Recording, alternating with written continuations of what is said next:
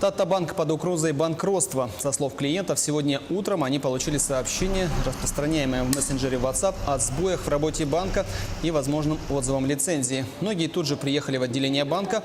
Очередь растет с каждой минутой. Клиентам сообщили, что единовременно можно снять максимум 30 тысяч рублей. На данный момент в городе работает только головной офис по улице Чапалова. Также некоторые отмечают, что за последние годы работа с банком произошла впервые. Да, разговоры разные ходят, ну то, что там что-то руководство уволилось, там что-то еще. В основном все ждут, пока в Москве утро наступит, видимо, там оттуда каких-то новостей. Вот. Ну, пока позволили людям заполнять чековые книжки, там что-то по 30 тысяч в чеке. Ну, нам это не поможет.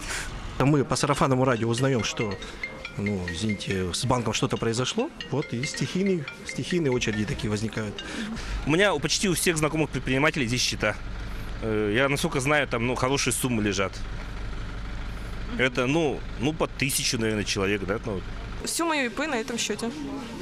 Поэтому, конечно, это не очень хорошо для меня, как для индивидуального предпринимателя. А что будете делать?